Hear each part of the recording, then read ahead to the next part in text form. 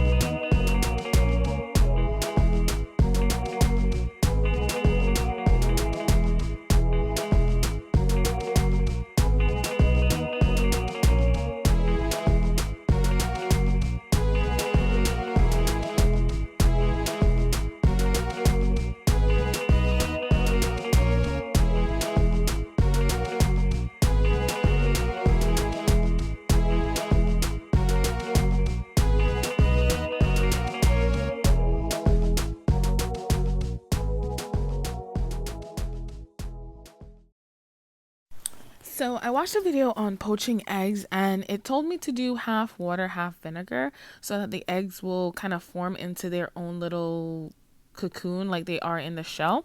So I did and then boiled them and created my beautiful poached eggs.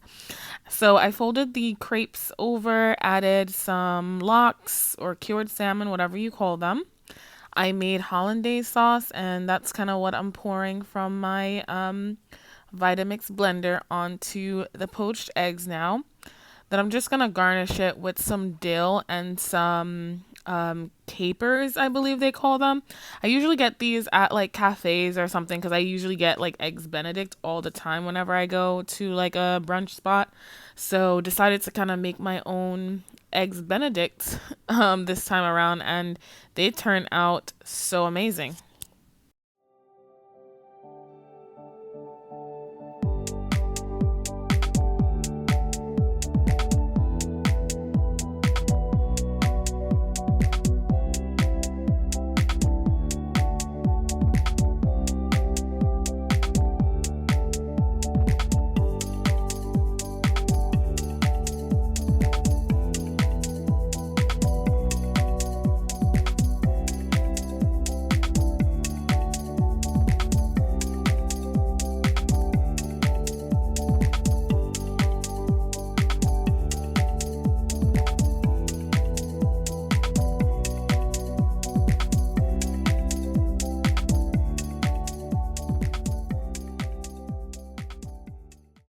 So now I'm going to be making a cocktail using the As Ever rosé.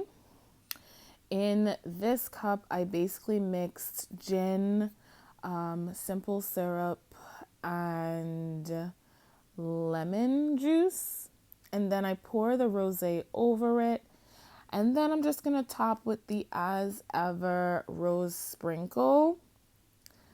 The As Ever rose sprinkle, I don't know how I feel about it. I'm not a big fan of like edible roses or edible, like obviously you eat salad and stuff like that, but I'm not a big fan of like these edible things, like these types of, I don't know, it's mental for me, so it throws me off a little bit. But either way, they're beautiful, they're super cute, and I did sprinkle them on top because I am reviewing the product.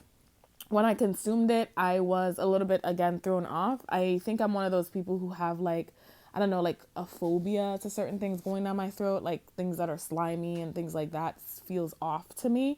And so the flower sprinkles kind of gave me that feeling. So not a big fan of it personally, but I thought it was a cute aesthetic as far as like the brunch. It really does wrap everything together, make it like super cute, super picturesque. So I'm gonna give Megan her props for doing her big one with this. Really, really cute, but just not for me.